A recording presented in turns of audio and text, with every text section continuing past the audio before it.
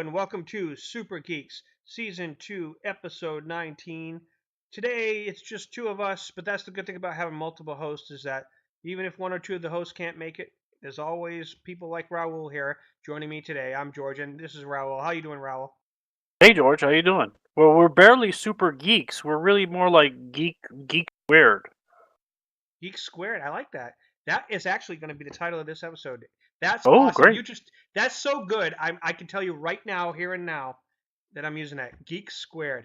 But what I can't decide is, well, I don't know if I can do the little two above the end of the, you know what I mean? Like I might have to like just put squared. I'll probably Yeah, just you call it. could just put like squared in brackets. Yeah, that's true. That's true. All right. So today there are so many things that have dropped since our last episode that Yes. it's like The Christmas season is upon us, and yeah, and everyone's trying to get our eyes. and and and and Marvel, Disney, well, Disney in general, has always monopolizes the Christmas season. I've noticed in the past. Oh no, it's their biggest winner, breadwinner Yeah, for sure. If you yeah, try and get a vacation to the Disney World resorts, it's like asking for blood. It's hard. it is. In fact, they're holding back, and this is a little annoying, but I understand. They're so good at their marketing. They're holding back their Spider-Man Far From Home trailer. Like people have seen it in Brazil at the Comic Con, but and so many people have leaked it or talked about it online. And they were supposed to release it a couple of days after Endgame was released for the trailer, but they've been holding it back, and they're creating so much people want to see it so bad now at this point. The way they're holding it back, I think that they're being a little cruel at this point.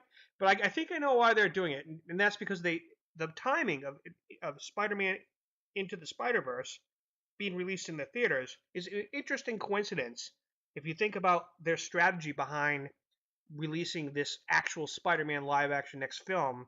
What do you think of that? Well, I think that the Disney has a very much a Marvel timeline, where they planned out, hype, press, release of a film, the eventual 6 weeks afterwards, then it dies off for another 6 weeks.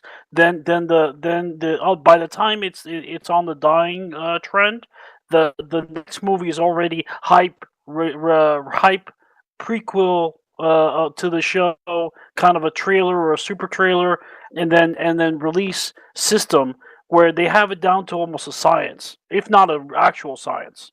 They do, and but see, from what I heard, is they decided that because of the reaction to Avengers Endgame, they didn't want to like take the attention away from it too quickly. They wanted to wait a little bit. I don't think that's true. I think it has something to do No, with the that's time. not true. I think it's got something to do with the timing of Into the Spider Verse's release That's because probably more likely because of the timing of their like I said, their movie release schedule.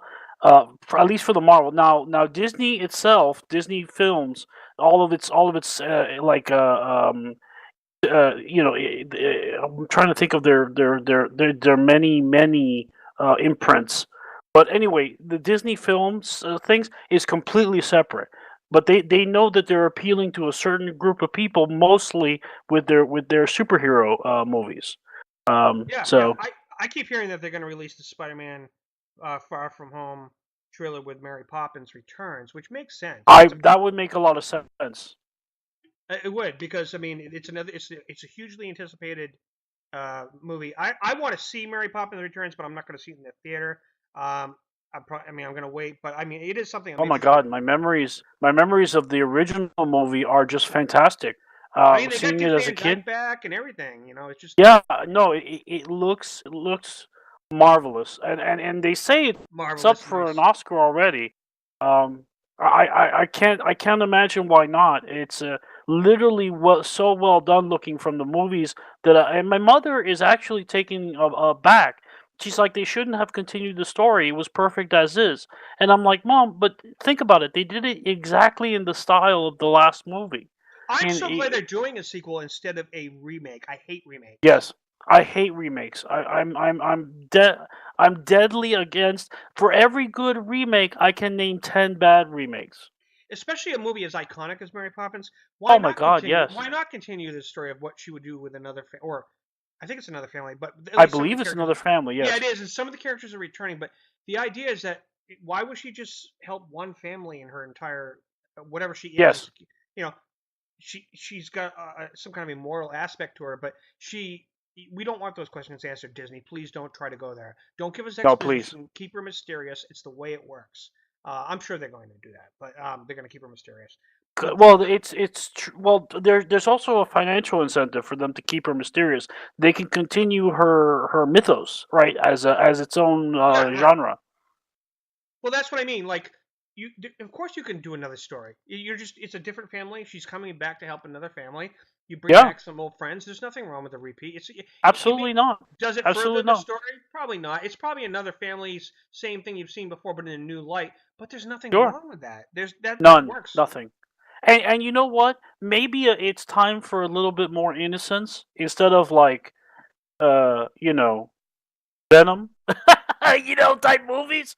You know what I'm saying? Maybe Yeah. it's a good timing for a little bit more family friendly fare that's, Well, to be just fair good. though, that wasn't done by Disney. That was done by Sony or Fox or no Sony. I mean, Yeah, that's a whole that's different thing. true. That's true.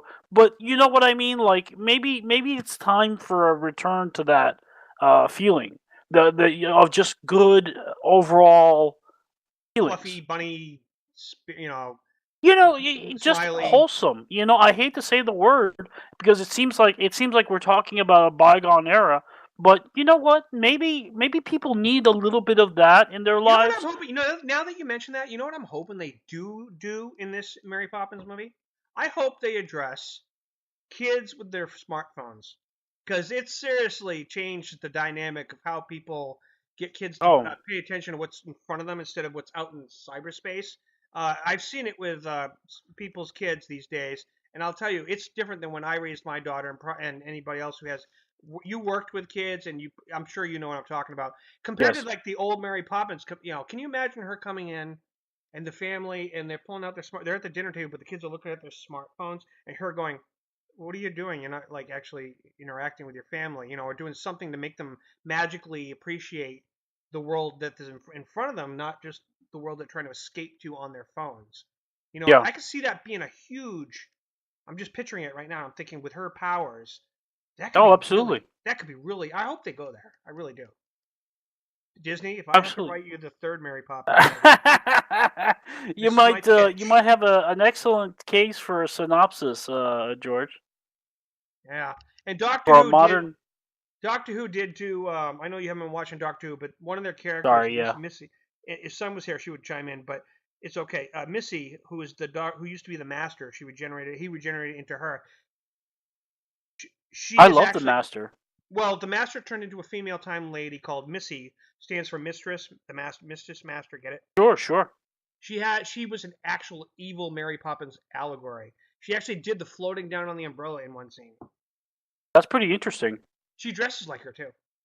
I'm a huge because I remember. Look, my time in Doctor Who was watching Tom Baker as a kid I on PBS. Yeah, me too. I started with PBS. Or actually, no, I take it back. I started off with it was my friend showed me Marvel Comics did an issue of Doctor Who during that time period, Oh and Lord. With Tom Baker, and he was on the cover. So I got into that first, and then I turned on the TV and watched it on PBS. Started with Tom Baker, then he regenerated into Peter Davison, and then they were able to start bringing in and importing the older Doctors before him, like John Pertwee and Yeah, Patrick yeah. Troughton. But yeah, I know I'm like you. I started that way. But no, so the only reason I brought up Doctor Who was in this particular case was because it was Missy is very much an allegory. They jokingly parodied Mary Poppins as an Well, evil the Mary Master is my favorite villain, is what I was trying to get to. That because I believe that he is Doctor. the anti Gallifreyan version of what Doctor Who is himself, Right. The or Doctor. herself. Excuse me. I shouldn't. Right. The Doctor Who persona, I should say.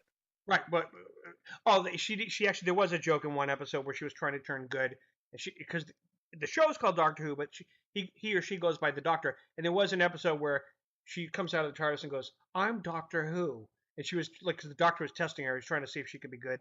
It's fun. It was a funny episode. But anyways, yeah. So she was a Mary Poppins anti-Mary Poppins allegory. So I'm looking forward. I do want to see the movie. I'm hoping they do something with today's social media and how Emily Blunt playing her, how she handles the kids, doing that, without getting too deep into it. But Yeah, yeah. So I've been watching an interesting series I want to talk to you about, Raul. sure. Um, Netflix just dropped an Australian Netflix original series, and it's called Interesting. Tidelands. And what it's about is they dropped their first season, and I'm in the middle of it. I'm like on episode 4 right now.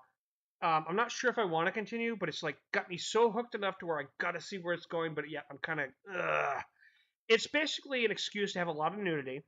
What it's about is they're trying to make it. It's like a town in this Australian area with fishermen and all that stuff, where you know what sirens are in Greek mythology, the ones that call out Yes, I'm a men huge nerd. I know what sirens okay. are. Well, the main character, who is the real life wife of Chris Hemsworth, who plays Thor, and she's absolutely gorgeous, by the way. She Yeah, plays she's she had two plays kids, yeah, twins even. she plays a siren who has with her she has personally bred with so many humans over a century that there are many half human half sirens they call tidelanders out there, and there's so many of them out there, and they have powers. They can breathe underwater, they have super strength, and they've created a commune, and all the locals in that area know who they are. They're like the mafia. It's more like many stories where the characters are vampires and they secretly have humans working for them, and some of the humans know who they are and they work with them. Otherwise, they're their thralls. In this case, it's a siren, and they use the sexual aspect of that.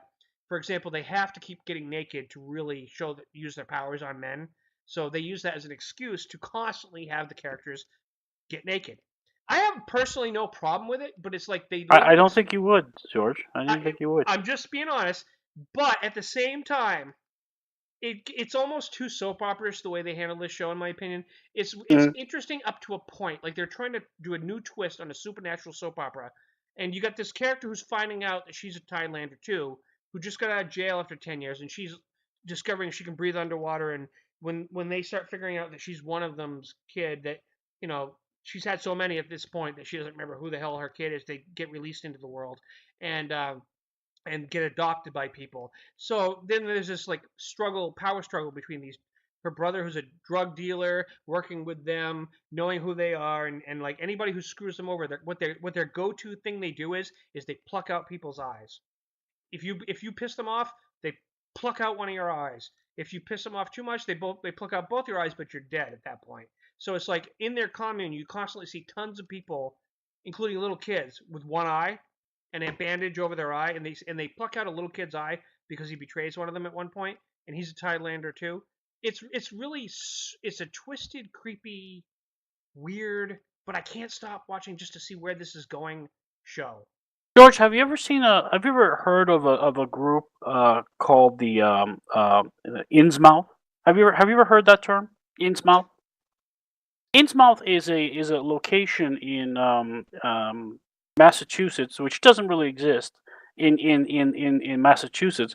It exists in fiction because a writer called H.P. Lovecraft wrote it. Well, I know who that And is, right? Yeah. H.P. Lovecraft wrote about a town whose inhabitants are basically half fish people. And the investigator in the thing. Well, I'm not going to ruin it Is too this much one of the because Cthulhu lore this stories, or is just one of the something? Cthulhu stories. Okay. Yes, and they're related to a god named Dagon, who's like he's like Poseidon gone all screwy. I think I have heard of this, He's but keep going. evil as shit, and basically Dagon is he basically makes his will known on the land by these Innsmouth people, and the Innsmouth people all look like kind of mutations of like fish people, human people. Uh, So the investigator starts asking questions around there, and of course, the locals don't like questions. So Of anyway, course. so it Yeah. sounds it sounds vaguely like the setup for Tidelanders. Well, Tidelands is Tidelanders are what they are. It is confusing. Tidelands, Tideland. excuse me, Yeah. The which is a great title, by the way. yeah. I mean, the way the show handles it, I was almost ready to write it off after the second episode, but then I said I have this rule: 3 strikes and you're out. If I watch on a show, anything on Netflix, because I know that there's sometimes a slow build and it gets better. So I give it a 3 strikes and you're out rule. By the third episode, I'm in the middle of the fourth episode, and I've seen enough to where I think it's like 10 episodes. I'm in enough. I'm in. I'm committed enough, I should say, to where I'm willing to see. I'm really thinking I might actually see where this is going. Maybe up to the end. It depends on how good it gets. But I mean, like I said, they use the whole siren thing to constantly the main character and all the side characters are constantly stripping off in full nudity, and the camera's following them around while they're naked a lot, which I have no problem with in general, but because it does serve a story purpose in general, but they're exploiting it, and I can see that being something where people are gonna be like, no, no, the people are gonna go, no, they're exploiting, them being naked, but I mean, hate to tell people out there, but you don't have to be a supernatural siren for men because the guys, if one guy was going to assassinate her, and she didn't at this point she didn't know who she was. She was in her tub, and she gets out of the tub naked when he comes in to shoot her, and she's naked, and they do this sound effect where you can tell he's entranced by her powers. She doesn't even know she has yet, and so the camera spends a lot of time focusing on her naked body while he's looking at her, and he just decides, oh, I can't kill you anymore, and he gives up. And I thought to myself, and I made a post about this. I'm like, I hate to tell you, but you don't have to have supernatural powers for never mind. I'm not going to go there. But anyways, yeah. So that's their shtick for them to have an excuse to take their clothes off. Is you've seen my naked body, you can't help if you see part of my naked body. It's like affecting them. It's like kryptonite. The more you Right, see or you're exposed to, the more it affects you. Well, it's like that. The more skin you see, the more they're like, I gotta do whatever you say, mistress. You know what I mean? right. So that's their Well, catch. it happens that way without supernatural powers, really. Yeah, yeah, yeah. So, anyways, I've been watching that, and Netflix has usually got a good. This is an Australian production, but it's worked through Netflix, and I thought, well, all right, that's cool. I'll check it out, but I don't know. I don't want to rag on. I love Australia and Australians. I have a lot of friends from Australia that I work with, but no, I really do. But they, the acting. Plus, one of the main characters has a man bun, and I have a problem with that. It's a personal thing. As a man butt, Man bun. man bun. Oh, even worse. Yeah, yeah. So, anyways, have you watched anything interesting that's new lately? Or Yeah, that you have? Altered Carbon. I highly recommend that to anybody. I've seen it. I've seen it. With Netflix. I mean, I read the book in the '90s, and I I watched said the this whole would. series so Oh, far. good, good, good. I read the books in the '90s, and I said this would make a great movie one day or something. Of course. And basically, if you read supernatural or fantasy or science fiction This books at falls into all, almost like a cyberpunk type thing. yes, yes, this is a cyberpunk type thing, so this would fall under sci-fi. But if you read what's current right now, you might catch what's on Netflix and Netflix type programming decisions in about 5 years or 4 or 5 years. It takes that long for scripts to be worked out and for things to be ironed out by lawyers and that sort of thing and filmed. But this is the main reason I advocate reading constantly wherever I go, because you find out what is going to be in the future. Most of the stuff on Netflix that's super successful, books, The Oh Last no, you're right. Kingdom, You're right. the Supernatural, all of the Marvel stuff was originally comic books. Yep. And not even that old, just modern comic books. Some of them are based on the Ultimate Verse. So it's a little odd to me that when people say, "Well, I don't want to read," I'm like, really, you don't want to read? It's like a window into what you'll be watching in 2 years. There could come a day when nobody reads. We have to actually accept that because of the way technology is changing. But here's my thing that now that you mention that, I don't know if that's necessarily a bad thing. As long it depends on Oh, as it's a long bad thing. It's a bad thing. I'm sure you agree that you think that, and I'm sure most people right now would agree with you. The reason I'm thinking in the like 50 years from now that may not be a bad thing is there. I think there's room for the idea that a person who creates or tells their story, if when writing first began, we only had the ability to write the words, to carve the words in stone, or to do whatever, use characters from ancient Egypt or from ancient Greek, and then we translate them, and then we form our languages, and we form our expression through words. And that's based on our knowledge of how to express it.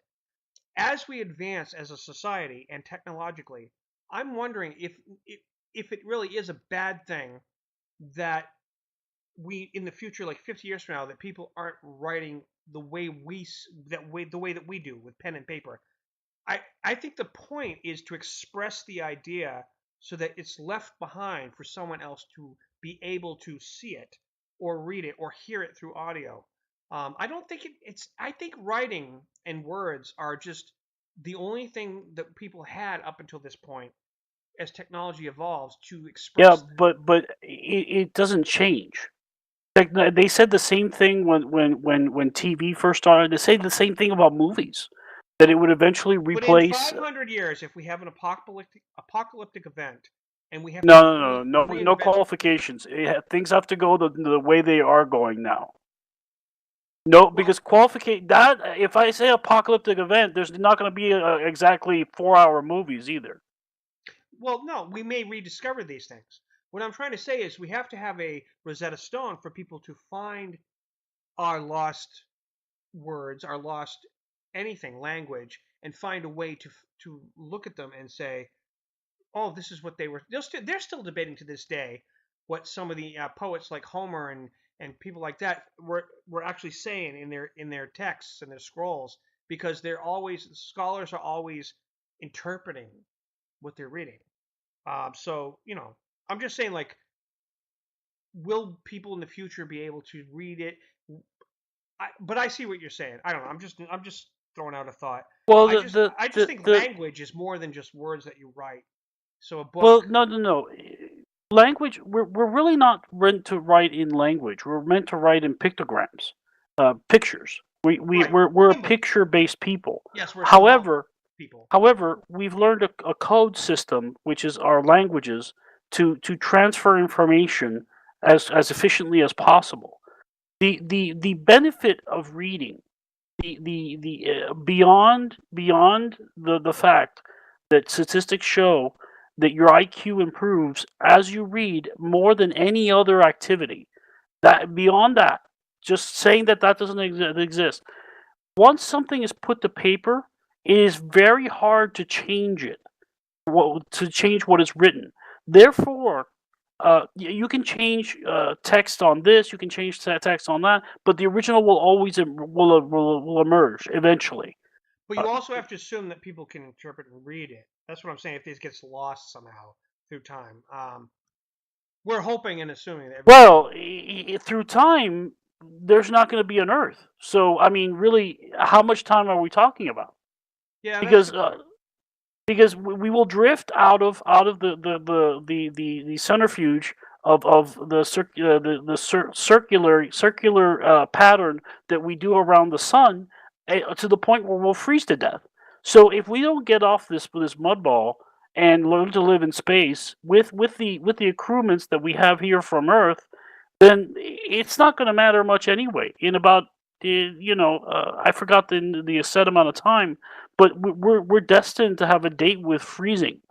So you know things might change drastically. We They might have could. Hopefully, the people like but Elon Musk will have a contingency plan ready. We can drive out into space you and know recover. what? Elon Musk is a genius. He's not a god. No, he's Uh, not. I've been sarcastic. He's yeah. Yeah, that's a whole subject that could be best talked about in another episode. I was being sarcastic. Sure, Um, sure. but yeah, I know. I see your point. Now, let me ask you this. I sent you a link earlier about a gamer from Australia who, in fact, I will say his name out loud. Hold on. This is a Newsweek. This is something I saw the videos for first a couple weeks ago. He's a Twitch streamer, and he was playing. He plays Fortnite. He was playing. In this case, he was playing Fortnite, and his name is Mr. His Twitch streamer name is without a period, Mr. Death Moth. Luke Puckridge, I guess, and he's from Australia. And he had a viral clip that showed him allegedly, and it's not alleged because I saw the video, although you don't see him actually do it, you know he did it. He allegedly was slapping his pregnant wife. They're having a fight. She throws a piece of cardboard at him because dinner had been cold for an hour. And apparently, according to other sources, they've shown videos where there's a pattern of abuse. He's been arrested. Anyways, I showed you this earlier. This is crazy. What do you think of what I showed you? Well, it shows that when anybody can make a living online, you get situations like this. I mean, really, it's He probably was. You're right. Making he has enough views and hits and everything to make some monetization off of this. Even that's with right. today, even with the changes in Facebook, he has enough to do that to make some good money. Yeah. Yeah, but basically, your goal in the thing is basically become a Twitch streamer, because you can still make monetization there. Then you get into a steady stream of things like Patreon and member access and things like that, and then you sell accoutrements to your brand, whatever it is. Mr. Dead Moth probably had moths that looked like they were dead, or whatever. It was probably stupid as hell, but you know what? His followers probably ate it up. But the truth is, what I think is weird as a gamer. What I think is weird is the devotion towards looking people at playing the games instead of you playing the games. I have never understood that. I understand the idea of Actually, I got to play devil's advocate for that because one of the former hosts that's coming back soon, Ross, who's a good guy. You might even know him. I'm not sure. Joseph Book, but he's a mutual friend of me and you and Sons. Well, I think you know him. I'm not sure though. But he does a Twitch gaming channel. I actually do enjoy watching people play games. I've been watching people play Red Dead Redemption 2, and I have to admit, I enjoy watching them play because I don't have access to the game because I don't have a console. bingo.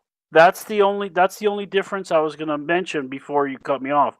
I was gonna say that one of the ways that Twitch streamers is actually useful to me as a gamer is playing games that I want to check out, if I want to check out a certain game in order to buy it or to rent it Yeah, or yeah. whatever. So there is a difference. There is a difference between watching a streamer that is playing a game that you don't have access to. But Fortnite is literally like those AOL CDs that you used to get in the mail during the '90s. I mean, Fortnite is everybody's Fortnite. It's not.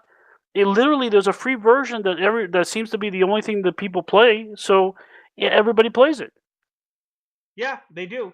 Um, it it's kind of sad that people and one of the things I mentioned to you earlier before the show started was my biggest complaint about this. Like I watch the videos, it's very clear. I don't care what the court finds. Well, I know I do care because they agree with me. The evidence is too overwhelming. He was hitting her. I mean, Sunseal. I wish she was here because she actually played devil's advocate and said on my post on Facebook maybe it was a fake thing that they were both doing for attention. And I was like, me and a few other people, and I'm like, no, because the reason I don't think that is because he has a history in his past videos of building up to the actual physical violence, like where he was verbally like flipping out on her, like is little by little. And there's this one journalist that showed all the build up in the videos over the last couple of years to him doing this, and then Yeah. it led up to, and then you hear him, and the kids are freaking out. They didn't plan it out. Right, right. And the other thing too is there's no reason to do that because when it comes to domestic violence, that's not a prank you want to play. That's not going to Yeah, help. and you don't want to play. You don't want to be the fake domestic violence guy in No, jail. even I don't know Australia's laws compared to U.S. laws, but from what I've come to understand, particularly from this case, it's not good. They both got arrested at first because she did fling a little like cardboard thing at him. You can see that clearly. Well, he actually. Here's the funny thing.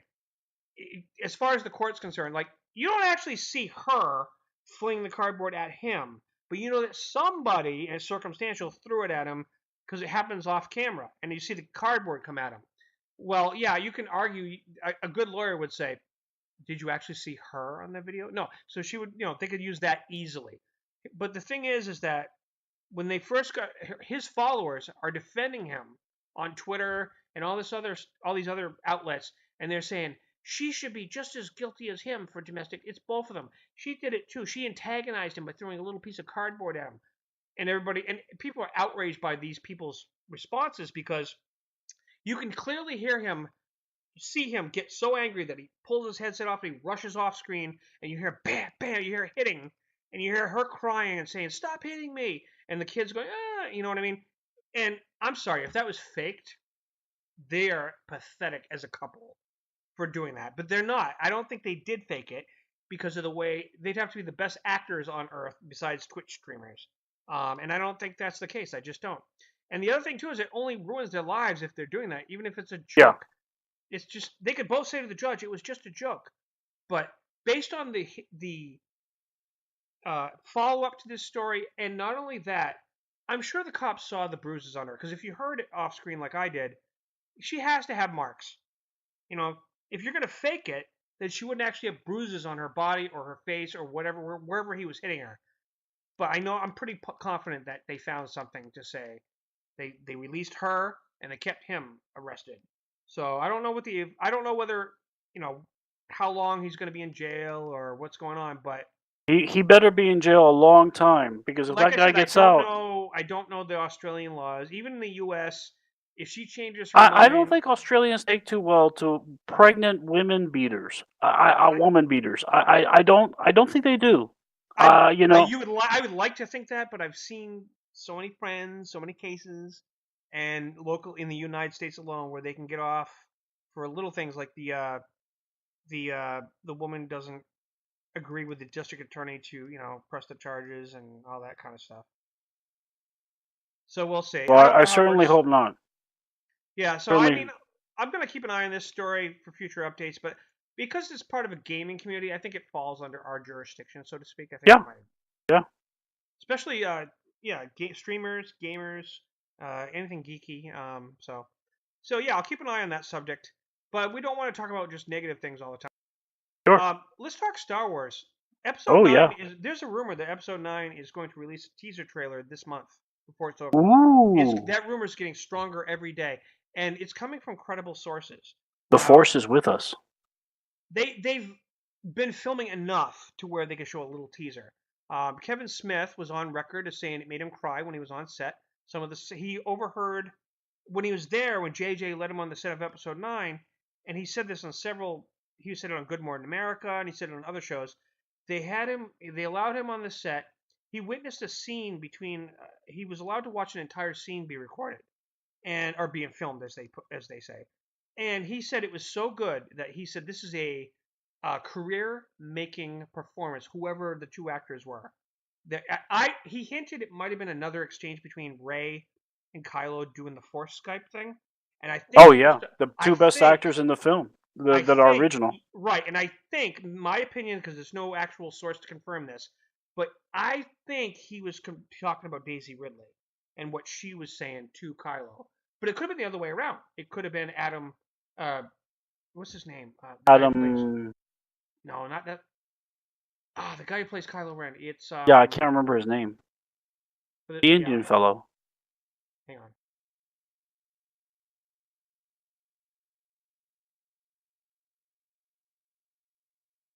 I'm going to. I don't know why I can't remember his name, but I feel I have to like give him justice. Sure. He's a good actor. Adam Driver. I was right. Adam Adam something. Driver. So yeah, I believe that it could have been either one of them, or could have been both of them. For he was talking about, but according to him, Kevin Smith, and I trust his opinions, even though he does get emotional about a lot of things. I think that based on what I saw in the Last Jedi, I'm seeing. He said it was a scene where these two characters were talking. I personally think it was another exchange where she was again trying to get him to come back to the good side, and things are getting worse, and he was like, you know, arguing with her through the Force. Um, Episode 9 is going to either it could actually make or break the Star Wars franchise. I'm glad they got JJ back because I feel like if Ryan Johnson had made the Last Jedi without the without having JJ's previous story hang over him, where people found he ripped apart all the things that JJ set up, like for example, her family, her is nothing, they're nobodies. When JJ made it clear they were somebodies, um, stuff like that. What do you think? Do you have any predictions about what could possibly be the way they wrap up this saga? Me tell you something. I'm not impressed with JJ's vision, neither for Star Trek nor for Star Wars. However, um, I maybe was one of the few people that was pleasantly surprised by some of the aspects of Last Jedi. Um, I like the way they portrayed Luke. Uh, uh, as an older man now, I definitely see Luke is a character of many seasons. He's Ben. He wandering in the desert, but without the purpose. So he was so if Ben was allowed to kind of go wandering in the universe, he might have come up with the same conclusions. Is my You're feeling. right, Is because that he was given a purpose. yes, He had a directive: protect Luke. If he had been yes, allowed to do whatever, he might have ended up on that island. and in the same That's a position, good point. burning I the never thought about text. that. That's Yeah, I like that theory. That but actually makes a lot of sense. that's just my impression of it. It's definitely when I saw it, I said, "This is a mature." Finally, something in science fiction portrays getting older as something you gain instead of something you constantly lose. There's a And theory out there. Oh, go ahead, Rouse. Are you? I'm sorry. and and so there's okay. So there's that. There's plenty of weird moments like the milk scene, which of course is very odd to everybody, and nobody understands why. I don't think I think that Hamilton himself Hamill. didn't Hamill, excuse me. Hamill himself didn't understand why the character was just sitting there sucking on the teat of some giant blue thing. You know, Well, so he milked it into a bottle, but yeah, yeah.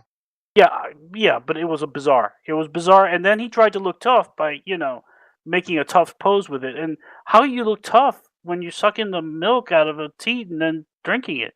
I I mean, think they were going for a joke to off of the blue milk from the first movie. To oh be honest. yeah, but it wasn't funny. It didn't come over Oh, well. I agree. A lot of people don't didn't like that. Luke living off the land, so to speak. I yeah, I agree with you. With a lot of that, I don't. I now here's the only difference. I like the last. Unlike a lot of the Star Wars fans, I loved a lot of the Last Jedi. I own it. It's where I can watch it anytime I want on Amazon. Although Netflix currently has it, they aren't necessarily always going to carry it because they have contracts. They could suddenly, like 2 months Lose it, from yeah. now, yeah, you could suddenly you could go, oh, I could watch it again on Netflix, and it might be gone. It happens. So I don't count on that. So when it originally came available on Amazon Prime, I purchased to own the rights to be able to watch it whenever I want, and I've watched it at least 10 times, at least Wow. because. And no, I actually enjoy the movie. I mean, so many people hate on it, I but don't hit on it. I hate some parts. I hate everything they did with Luke, unlike you, and I have my own reasons for it. I agree with Sure. Mark Hamill himself, where I don't see that this is where he would have gone as a character. I don't agree with Ryan Johnson's vision, but like Mark Hamill's the professional and went along with it, but you could clearly tell throughout the time that he wasn't happy. There is a theory going around that was on Collider Videos has a show called The Rule of Two. These two great podcasters who they get millions of hits, and they have a theory that I love, and I think it could be true because they broke it down the other day. And the theory is that we know that Mark Hamill's coming back as Luke, and people assume it's a Force ghost, which is probably the case. But he made a good case for.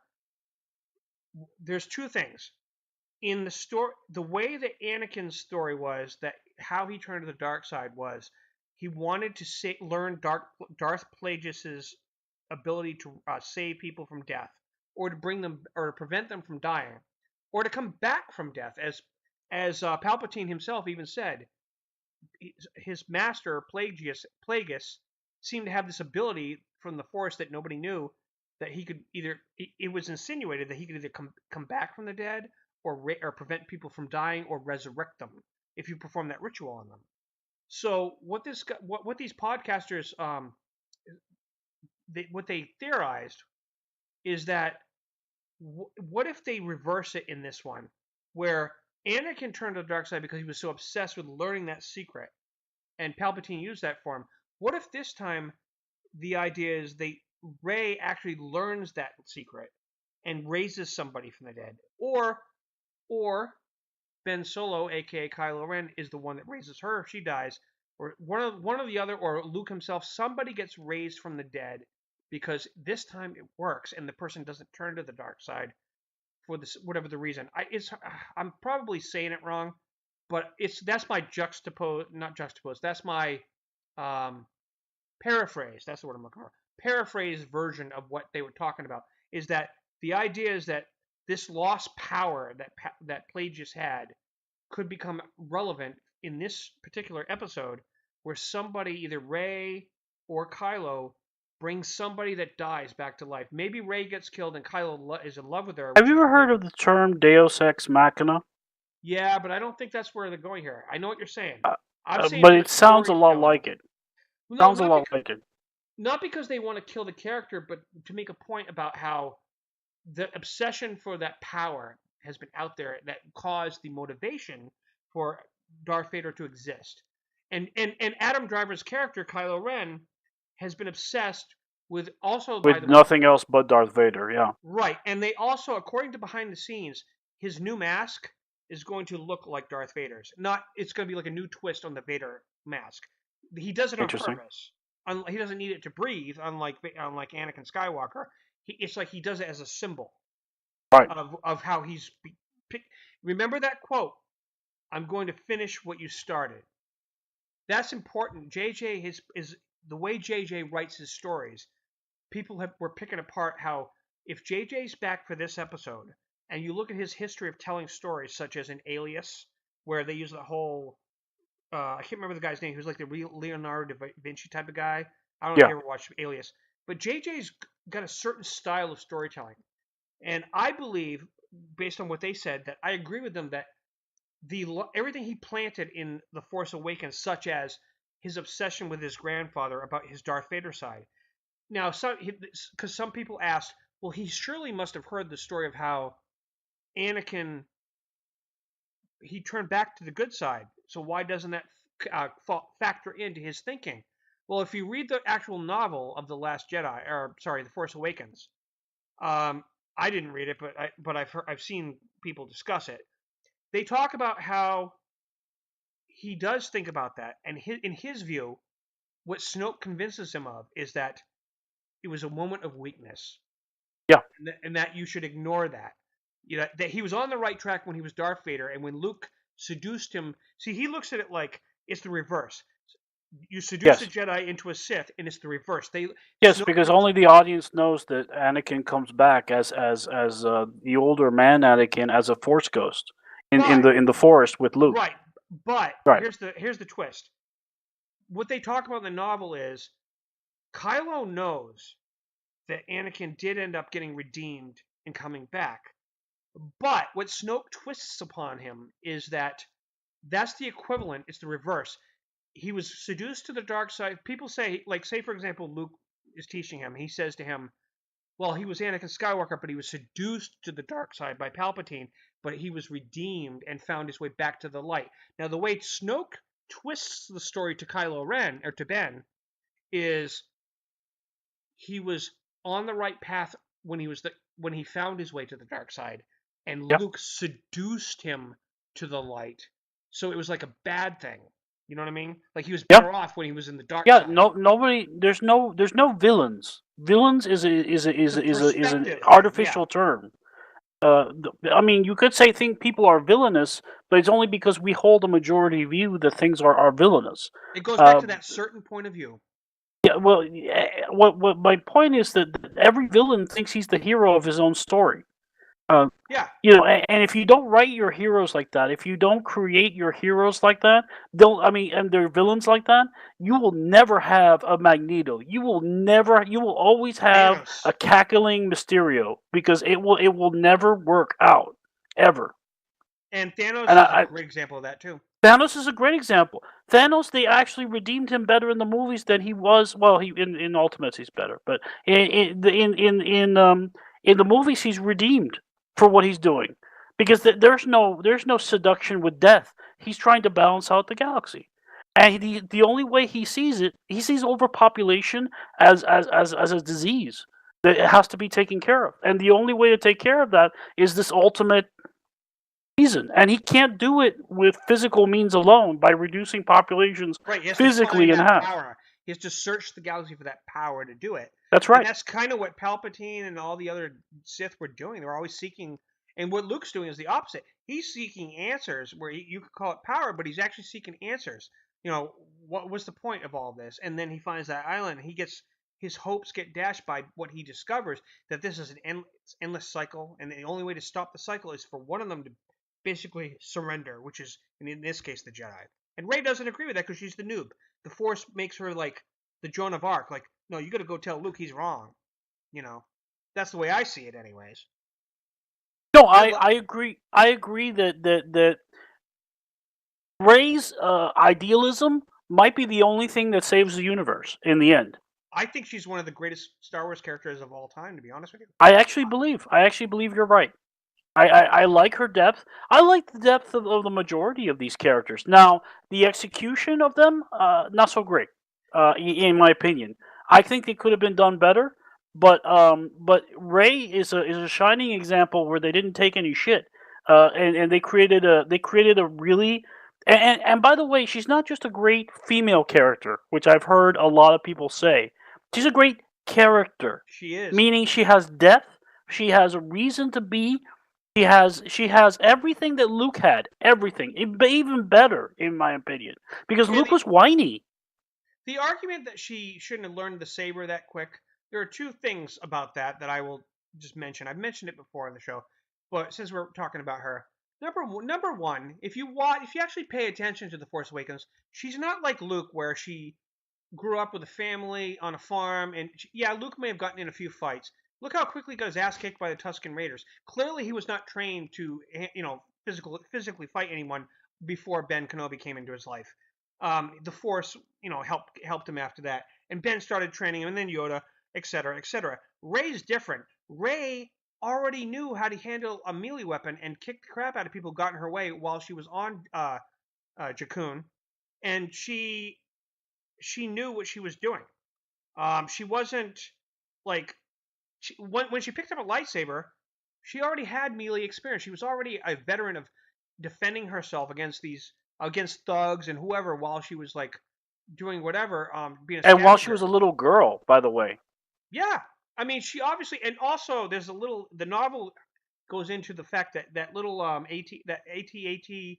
that she used as a home, Yeah. all the computer files taught her how to simulate flying and fighting. She learned simulated education through those computers that the Empire had. That actually they get into that. So there is some exposition Who there. writes the novel, by the way? It sounds like a good writer. I don't remember off the top Is of it my head, William but Forreston? It sounds like him. I'm not sure. But I will tell you that everything the canon committee got created before the Force Awakens came out, and they are very tight on making sure that every comic is canon and that it is consistent with what they're trying to do for story. The current comics right now, the Poe Dameron comics, which I actually pick up physically from my comic store every month, Mhm. they actually fill in the gaps between the Last Jedi and what's coming up in Episode 9. They go into Rey learning the books that she took, C-3PO helping her translate and understand the Force. They're already, and they said they made an announcement on C-3PO is Twitter. actually useful. Who would have thunk it? And not only, yeah, I know, but they also talk.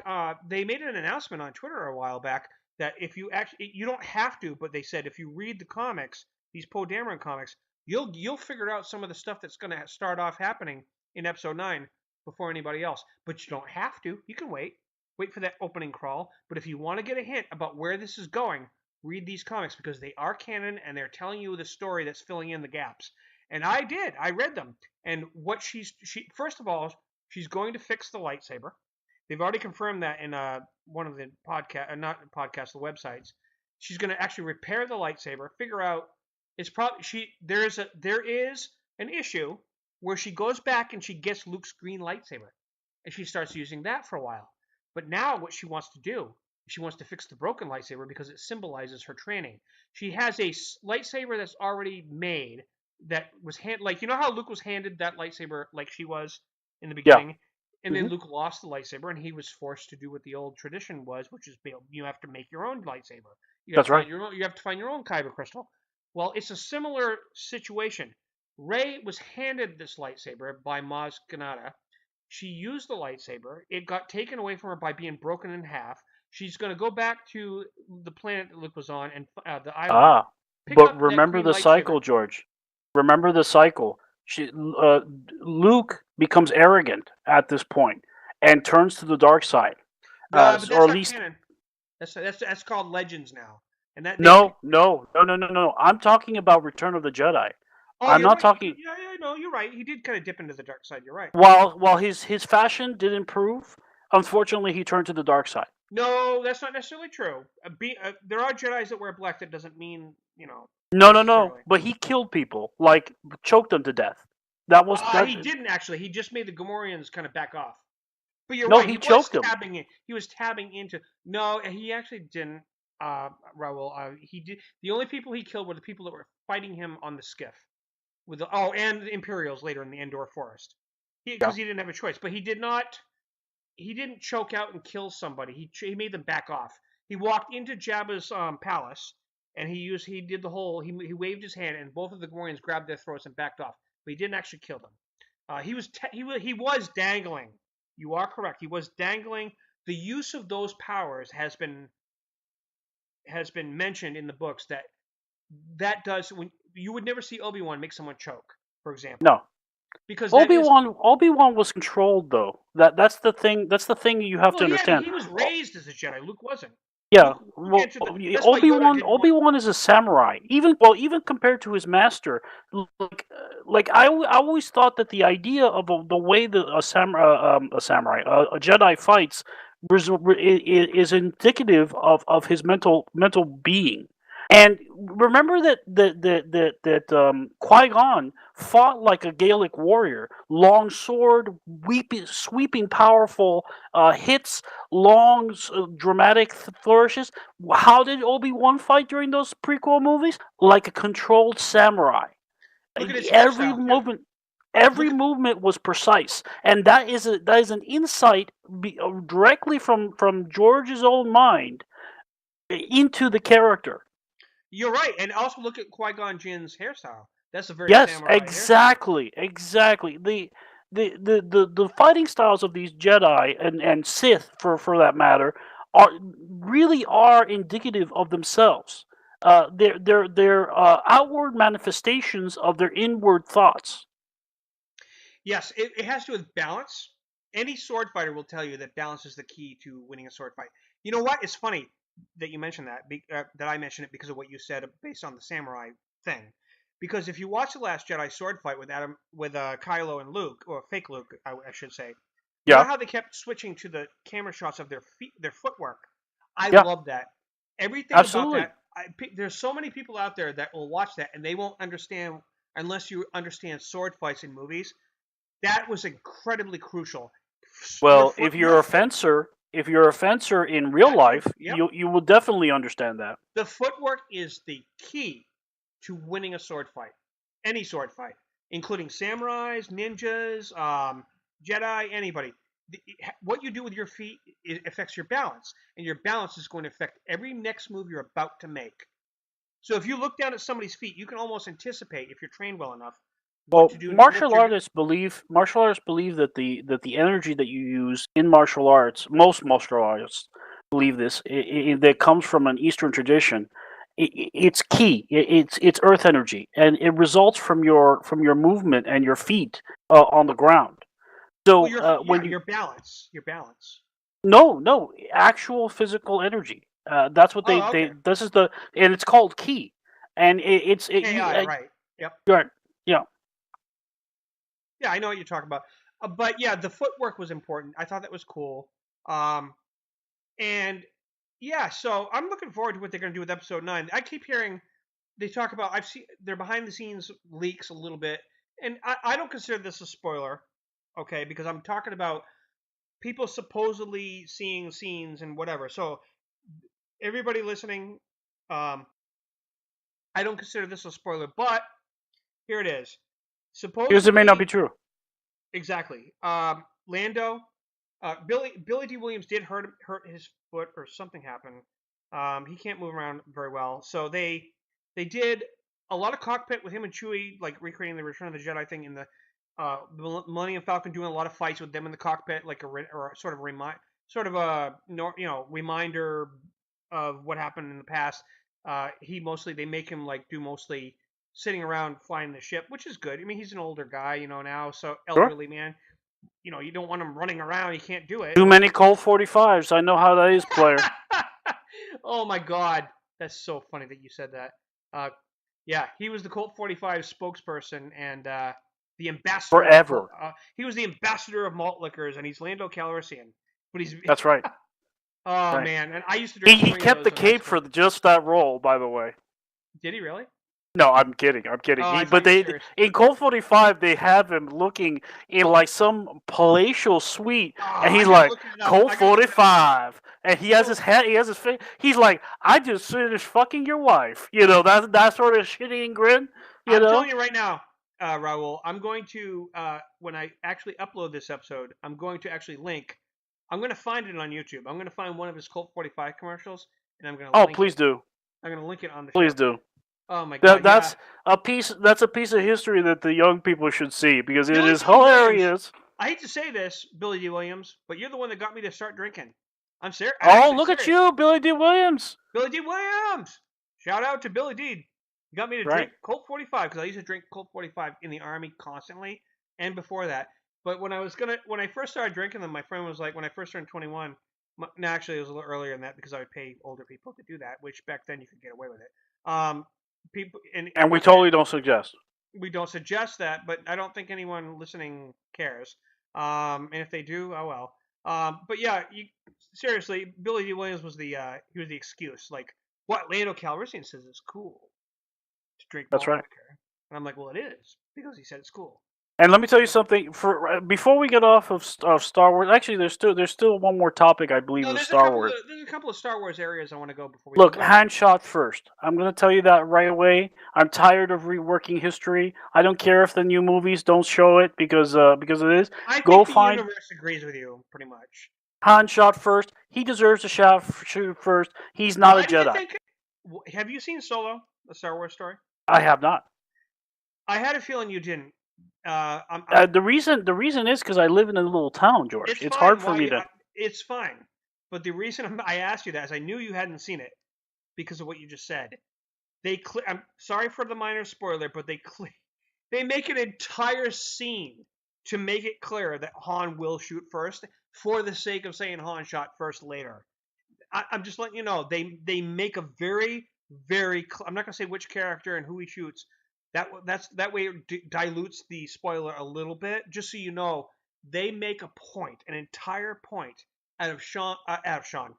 Yeah, Sean, you're not here today. Out of Han shot first as a point in this movie. Just so you know, it's entirely part of the movie. So that's good. Yeah, no, the movie makes it clear. While we're on the topic, a lot of people have maligned the fact that Disney has bought Marvel, maligned the fact that Disney has bought Star Wars. You know what? It's better. So I don't know what you It people are is talking about. better. It's better for the argument is that they turned everything that they bought into a social justice warrior thing. Look, guys, nowadays everybody's on that bandwagon, and you know what? It's not a bad bandwagon. So stop complaining about it. Just deal with it. I just don't look. I know it's cool to hate on social justice, but and I don't talk about my religion much, but my religion teaches me that social justice is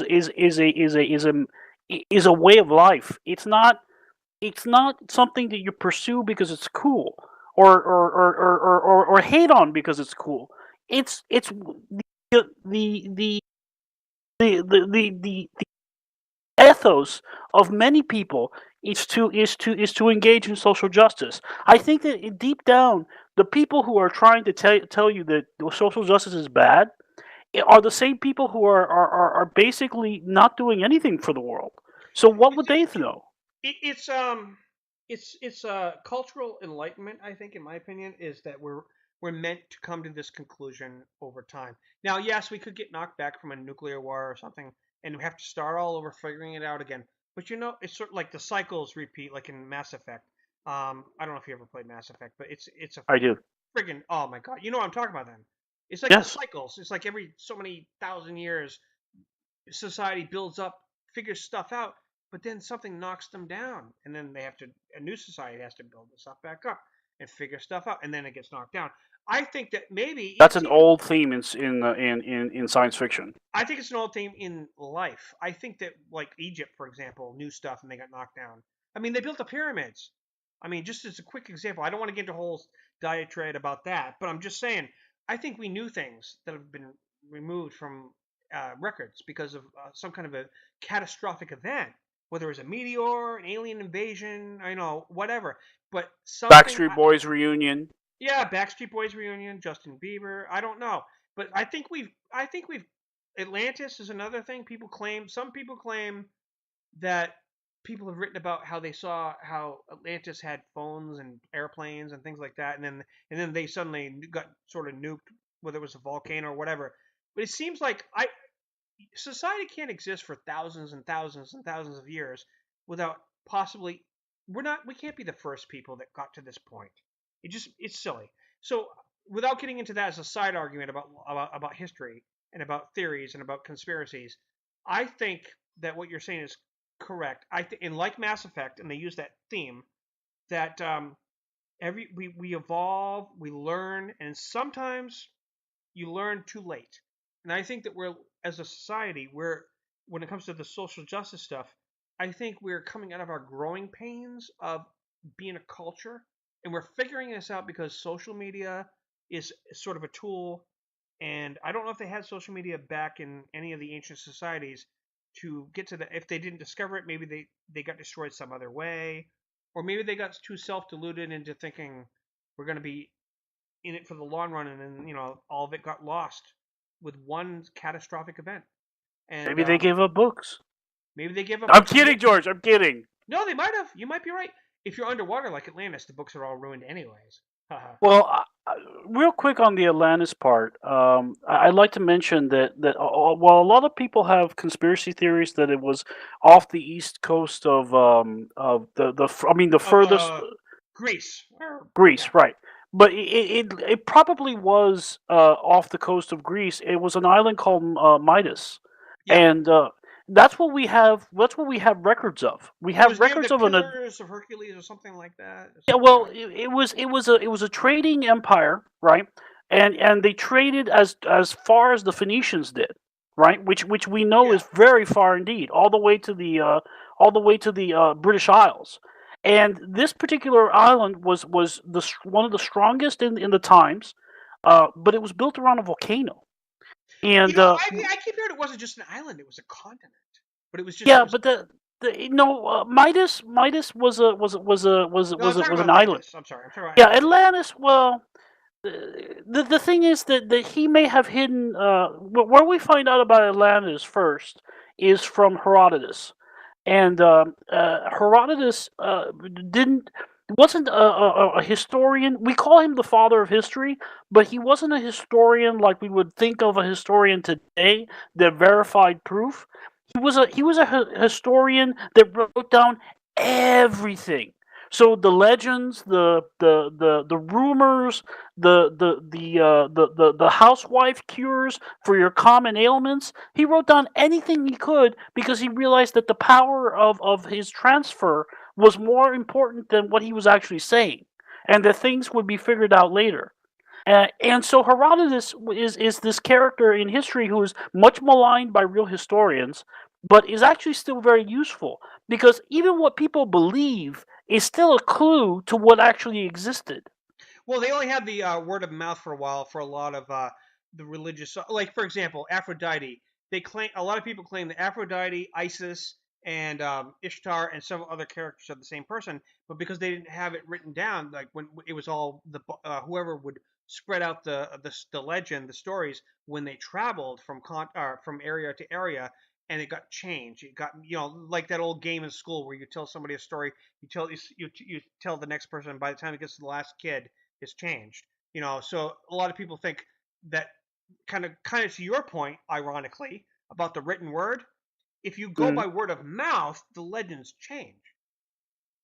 Well, yeah, we were storytellers in oral tradition before we were storytellers in written tradition. Right. Uh, That's what I mean.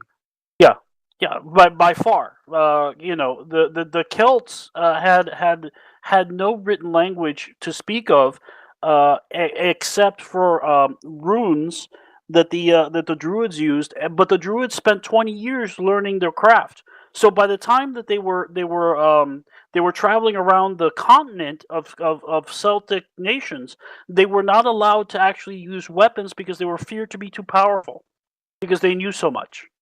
It's kind of funny you mentioned that, Raul, because according to what the comics are showing, as far as the Last Jedi leading into the episode 9, the things that Rey is discovering in these ancient Jedi texts is exactly kind of what you're talking about. That the early Jedi were, they had to, they didn't have holocrons. People that don't know what holocrons are, that are listening possibly, in Star Wars, a lot of the information is retained no matter what happens by the Sith or the Jedi through these devices called holocrons, so that you can like have a force sensitive person discover it and recreate the order, even if they were destroyed, because they have this holographic teacher through an AI, and the AI is basically a person, a Jedi Master who was scanned. Their brainwaves were scanned so that they could become a avatar to teach this new prospect to recreate their order. So but what was implied by this, what's going on with Rey and Luke, is this predates even the invention of the holocron. This was like early Jedi technology, like before they had that ability.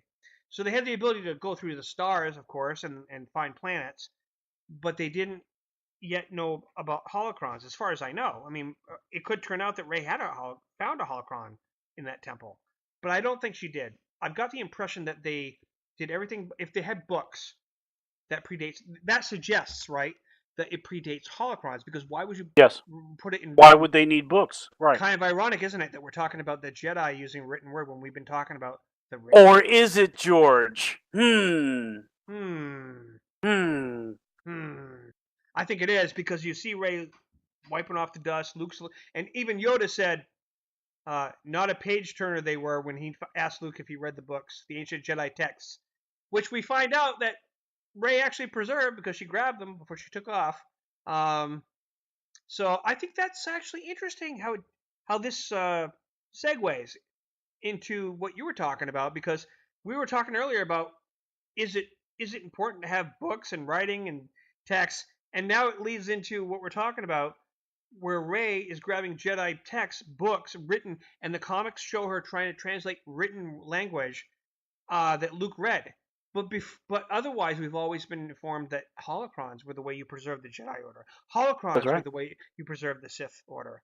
But this is the first Jedi Temple, and they didn't have holocrons back then. Now, And by someone the could. way, during this time, there were no Sith. Jedi and Sith were the same They order. hadn't split. They had not split off yet. They Yeah. had not split, and they were called the Jedi. Yep.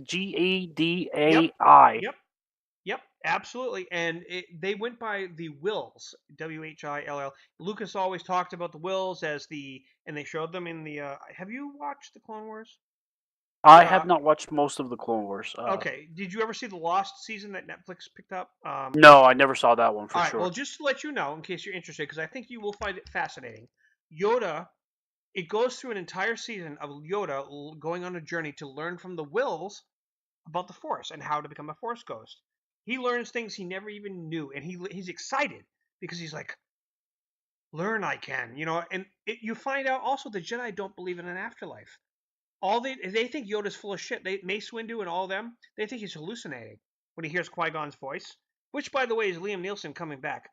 Liam Neeson, Qui Gon explains to Yoda that he can't manifest physically because he didn't learn in time all the tricks. But he explains to him, you got to go here, and he brings him to Dagobah. He goes to Dagobah. He learns from the Wills. He learns about the Force. He encounters Darth Bane. By the way, you're gonna like that. He goes to the homeworld of the Sith. He has a virtual fight with Darth Sidious in his mind through the Force as he's learning all these things, and he sees visions of the fight on Geonosis with the Jedi and the droids. He sees the fall of his order and realizes there's more to it that you have to prepare. You have to prepare for the Jedi Holocaust, and you have to prepare to rebuild it. So, by the time he gets out of this entire season, Yoda knows that his order is doomed, and what his job is to prepare. He has to have a backup plan to prepare. He has to accept the fact that they're going down, and he has to prepare to train people like Luke for the next generation because there's nothing he can do to stop what's happening, and it's amazing. And you should watch it. Now, again, you know what this is reminding me of, right? A book What's that? series I wrote. I read. I wrote. I wrote. I'm very You, famous. you I wrote did just that? didn't. Oh, why aren't you No, famous? no, no, no. I did not write this. A Okay. man called Isaac Asimov wrote a book Brave series New World? called. No, no. Oh, That's a Duxless Hex. Ugh. I can't say his name because I'm very tired right now. But that Brave New World is written by somebody else. What he did what is write yours? that is very Okay. similar to this is the Foundation series, which is about a man who realizes that the galactic empire he's a part of is about to fall, and the people that are running the Foundation, the no, people that are running the current empire are are are basically this council of psychologists, psychoanalysts, basically like from Freud's wet dream. And when one of them moves an eyelid, that's such a revelation to the rest of them because they understand the human condition so well. They're riveted by that sort of you know action.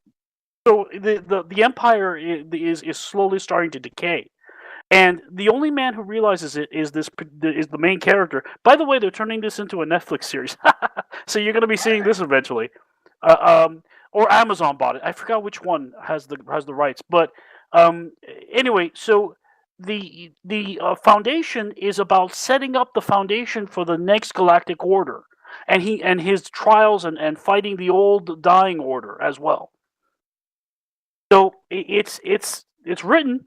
You just have to read everything. All the stories are there. Okay, I know what you're talking about. The Foundation series by Isaac Asimov. It's a series of books written by him. American author. Okay. Blah, blah, blah, blah. Okay. Yep. Yep. I see it. Oh, and by the way, the Brave New World is. Yeah, you're right. My bad. It was written by Aldous Huxley. Yeah, Aldous Huxley. If I'm pronouncing his first part right. Yeah. 1932. Brave New World is actually a Doctor Who actually took a lot of that. You've seen the Tom Baker Doctor Who series. Do you Yes. remember that episode? And they've used it in the New Who. But do you remember? I'm going by what you know. Do you remember the Invasion of Time episode where they went to Gallifrey and they established that Gallifrey has dome cities, and then they have savages on the outside, Yes. and then they have the futurist people on the inside. Well, that was Yes. primarily based on this concept that he created in this dystopian novel Yeah. for Brave New World. That's why I mentioned it. And so yeah, interesting. Well, the Foundation series sounds interesting. You said It Netflix is is pushing it, fascinating. or Uh, Netflix or somebody else. Netflix or Amazon, if I'm correct.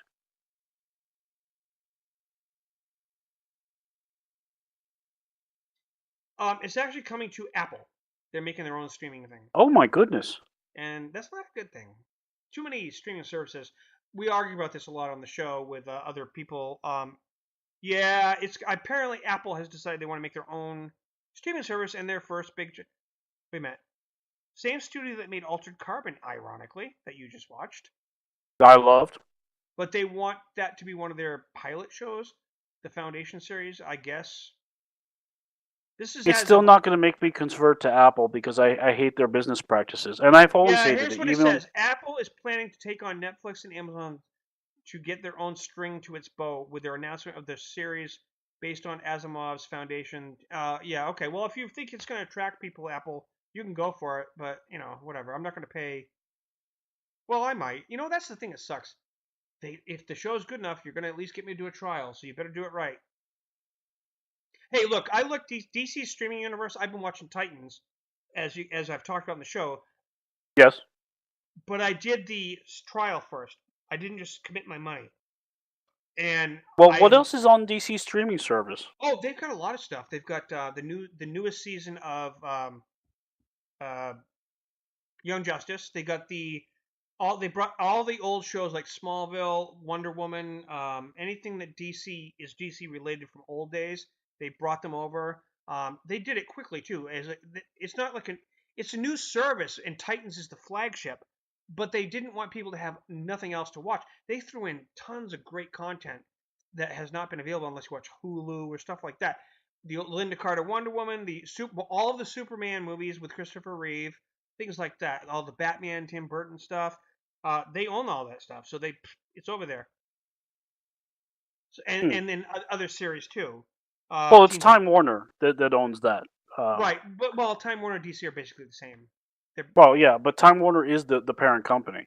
they DC are, is their, you know, yeah. their But whipping boy. right. But when they made this DC streaming service, I mean, a lot of people are going to be like, oh, another. I know so many people who haven't watched Titans because of the fact that they have to pay. Now, I have one friend of mine that just told me earlier, because of all my things I've said on Facebook, he said, you know what? Screw it. I'm gonna at least do the 30-day trial because Titans has one more episode till the series is over. I mean, for the first season. And he said, you know what? If I put my card in for the 30-day trial, I can at least binge these 10 13 episodes or whatever, and that will make me decide if I'm going to go further with it, and then I can cancel it, right? I said, Right? absolutely. I did that with YouTube for Cobra Kai. Have you watched that, by the way, the Karate Kid? No. It's awesome. If you watched the Karate Kid as a kid, no pun intended, Cobra Kai is the kind of where they're. It's sort of like the Mary Poppins analogy we made earlier. They're picking up where the story left off. They're not like redoing it, and it's about the same actors, except from the point of view of the other guy, Johnny, the guy from Cobra Kai, the one that Daniel beat with the crane kick. Yeah. And then they twist the whole thing with Daniel into a new perspective and make him awesome. But the whole show is great. And when YouTube Red dropped it, I did the trial, but I did cancel it before the trial was over with. I don't feel bad about it. It's an option. They make it, hey, you have that choice. When season 2 comes, I will resubscribe. I don't personally like any of their other material that they have, so I cancel it. Sort of like Star Trek Discovery with CBS All Access. They're trying to add more and more content to make it so that you don't need to cancel. We're going to add more shows that might keep your interest. Until then, I'm going to resubscribe in January when Star Trek Discovery comes back. But until then, no, I'm not going to keep paying for something I don't want to keep watching. Well, But the, YouTube, the the thing with me, George, is very simple. I have Amazon Prime. I have Netflix. It's already too much content for me to watch. It's already. Amazon, I I have to. I want to make one recommendation because when it comes out and it's going to happen soon, The Mandalorian, they have a great cast announced. They got Nick Nolte, they got great all these other actors that are in it, and it continues the Star Wars lore after Return of the Jedi, and I keep hearing such their behind the scenes stuff that this show is going to be amazing, and I really want to watch it, but you obviously have to subscribe to this new streaming service for Star Disney. Wars. Yeah, Disney. Um, Yeah, but see, that's not a problem for me. See, Disney is a different animal for me because Disney already has a library of stuff I love. they have a huge catalog, and not only that, but they also are rumored to be picking up. Everybody's talking about like I don't know if you watch any of the Netflix superhero Yes, shows. Have you watched all the way through to like things like Daredevil and? I've watched Daredevil to the second season. Okay, well, they obviously, as you heard, pulled all that stuff. Well, we talked about this on the show a few times. They what's looking like happening recently. What was announced, and I'll probably readdress this so Carlos can chime in next episode. But they announced that there's a contract thing where even though Marvel pulled them from Netflix, everybody the initial thought was they're going to the shows are still going to keep going, but they're going to put them on the Marvel channel. Okay, same actors, same everybody, but there's a contract clause. They cannot do that for at least 2 to 3 years after canceling them from Netflix after pulling the contract. So what a lot of people are arguing about is, are they going to pay off Netflix to get out of that so that they can do it sooner, or are they going to just wait it out 2 to 3 years? They're gonna pay it out. They're gonna They're pay gonna it out. they're gonna they have enough money. I think you're right. I think they're gonna pay it off. It's not just the money issue, but the time is right now. If they wait 2 or 3 years, people will move on. Possibly, but I'm still rediscovering shows that have been on Netflix that are entire series that I've only recently started watching. Like, for example, Mad Men. Way before you joined the show, I had never watched Mad Men. It had been on for 7 years, and it only ended in 2016, and I had never watched it. I mean, everybody kept talking about it, but I never watched it. I started watching it, blown away. Wish I had been following it the whole time. And the only reason I even got decided to do that was because of Netflix. So it is possible that, oh, but Well, you know what? what I mean honestly by the fact that people will move on is that the anticipation. People have life changes and people have life changes, taste changes. When you build up a series and it's going strong, uh, the worst thing in the world is to cut it off and say, "See you in 2 years, suckers." You know, Not only that, but if Netflix can, I believe I could be wrong. They can keep airing the older anything like let's say a year from now, they can keep showing Daredevil up to the season 3 that just dropped. They can show all the stuff that they previously had because they had that contract. Those are their shows. They can show them. Marvel can't make them pull it, as far as at least I believe they can't. But like you said, to your point, is people might go, okay, there's nothing new coming out of it. But Marvel might be cocky enough to say, they'll wait. But the actors, are they going to be available? If we yeah, unless they say to them, hey, just hang in tight, make yourself available in a couple years. By the time they're ready to start bringing those shows over to their show, the guy that plays Luke Cage, he might have gotten committed to another series and he can't do it. that's right. Actors are actors. They have to work. Exactly. So It's who's to say? part of their DNA.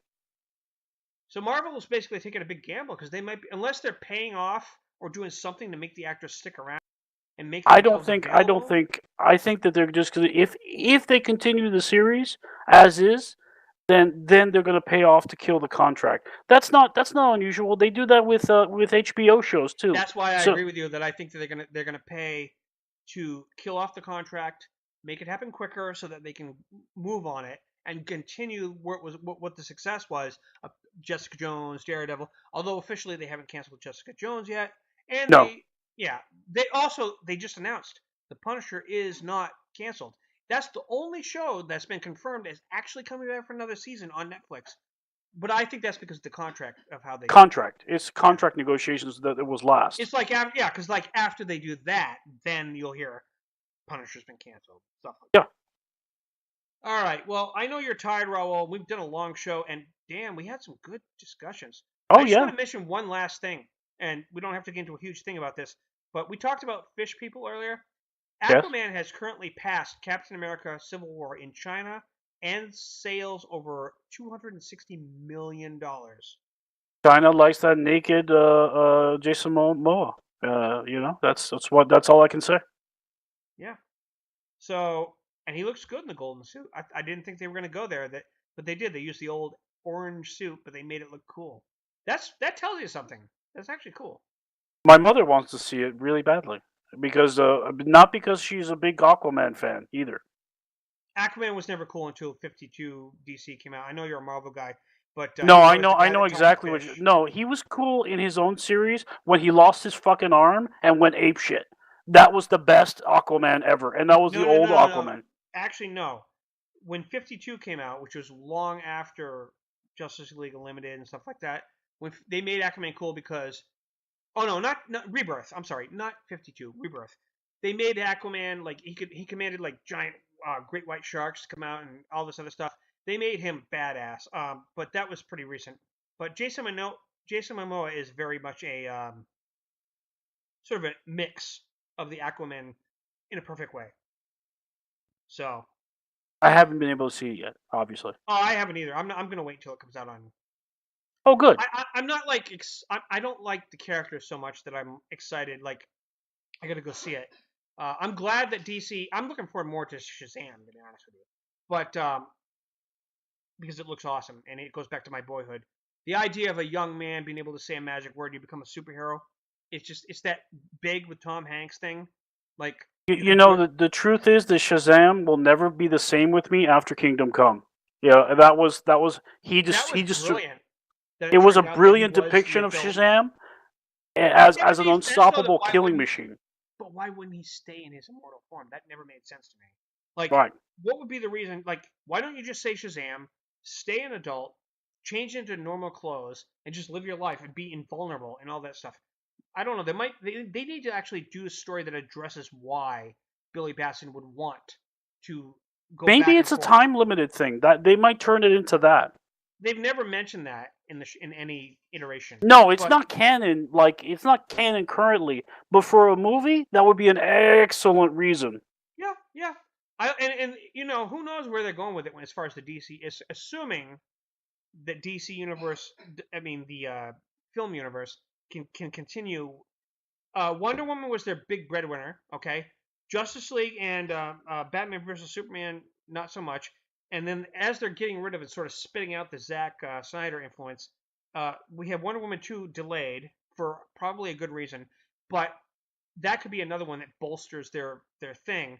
They have a chance of making DC work, but they have to like kind of override mistakes You know what of I'm gonna say, George? anything Zack Snyder, basically. It depends on the next Batman movie. The next Batman Well, movie that's the will problem. either. No, they're not doing another one. They keep flaking out of it. It's going to be the Harley Quinn movie with Margot Kidder because Yeah. Margot Robbie. There's a reason I said Kidder because same first name.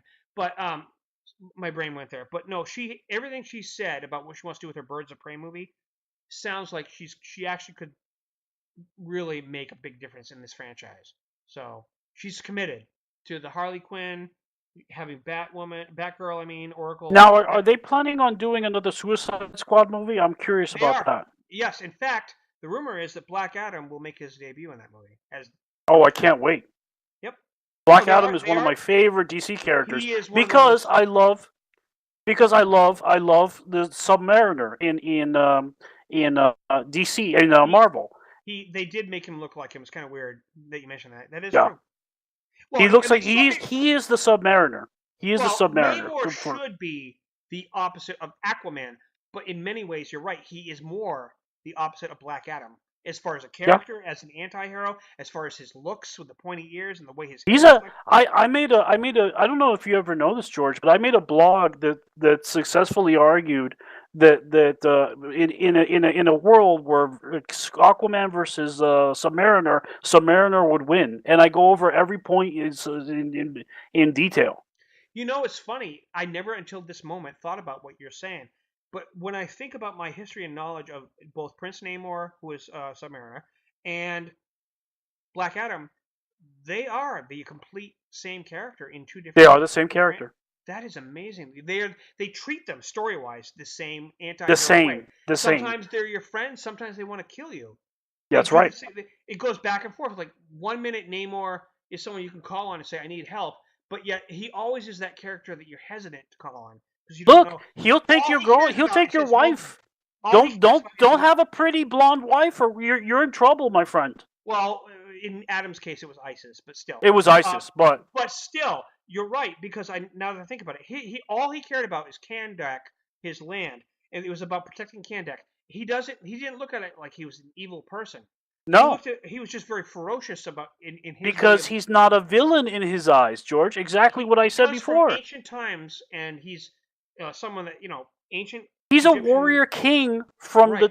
ancient times. He is older than And dirt. Namor is the same way with protecting his Atlantis, and Exactly. he doesn't look at it like I want to be friends with Cap. He only fought with Captain America and everybody when he first met him because of World War II and the threat that the Germans posed to Atlantis. So yeah, he only did it for a reason, just like he did when he joined the Justice Society as Black Adam. He only did it because, hey, look, I'm not doing this because I like you guys. I'm doing this because I feel we have a needs to an end I have to make to protect my homeland. So everything he's done has always been about him being the leader of his nation and protecting it at any cost. And everybody who gets in his way, whether you're an ally that I was a friend or teamed up with, Yeah, and I could heaven end up help you if he considers you an enemy. exactly. I never thought about the before, but you just gave me put. You know what? Carlos would definitely want to hear this theory. We're going to talk about this at a future time. Sure. Hopefully he So starts hearing it. exactly. Oh, I'm not going to mention it to him because this is interesting. I never compared the two, but now that I think about it, it's not because Marvel has a history of like they're always competing with each other, making like Man Thing, and then they made Swamp Thing. Sorry, Swamp Thing came first. DC made that, and then Marvel competed with them, made Man Thing as the swampy character. Yeah, but The DC does it too. and Titans and Doom Patrol. No, I'm sorry, X Men and Doom Patrol. Mhm. And yeah, so I never thought about that, but Namor has more similarities to Black Adam. Black Adam than he does But I to think Namor came first, to be honest. Black he Adam was never. Namor's from the 50s. Well, I know that, and so is Black Adam's. But here's the difference: they never presented Black Adam as being so. He was always the, ha ha ha, stereotypical bad guy. But in the later times, like the modern times, like the 52 and all that, the way they presented him, I think you're right. I think they were trying to make him the anti-hero That's right. Namor archetype copy that DC did versus Marvel. Wow, I never thought about that. Because you would assume Aquaman and Namor, they're going for the fish Atlantis leader thing. Sure, No, I sure. think that's But not there the couldn't be case. wild. They couldn't be wilder. Aquaman is basically Captain America underwater. He's extremely noble. He comes from basically humble origins. Then he gets rediscovered. It's like the Aquaman story is the Captain America story, but with fish and gills. I'm not sure if I remember this right. I don't think Namor had a human connection to his origin the Human. way that He is Aquaman part does. human. Is he like Aquaman? Okay. He's a mutant. His little the little wings on his ankles always bug me, but you know what? That's He's a mutant. He is one of the world's oldest mutants. Believe it or not. was he an Inhuman or a mutant? I thought it was He's when not he an built. Inhuman. He's a mutant. Is he? Well, supposedly, I don't know if they changed it No, I think you're right currently. because the regular Atlanteans in the Marvel universe are blue Are skin, blue. like Kree. Yep. Ooh, I never thought about that before. I wonder if that's a connection. All right. Well, you know what? Interesting stuff. All right, I'm gonna call it here. But damn, we had a good not argument. We had a good discussion. Yeah. Where can people find you on social media, Raul? You know it's never. They're never gonna find me. Oh, that's right. You people can find him here or out in the ether if you happen to run into him. You can message George if you really want to talk to me. If you really want to talk to him, I'll let you know. If he says it's okay, I'll hook you up. In the meantime, you can find me here, Chooch99A on Twitter. I'm starting to use Twitter a little more now because it is kind of useful. And yeah, so that was an interesting discussion. I'm definitely going to call this episode Super Geeks Squared, like you Yeah. kind of said, because it makes sense. All right, well, we're going to have another episode soon. And in the meantime, everybody that joined us to listen, we'll talk to you the next time. Bye.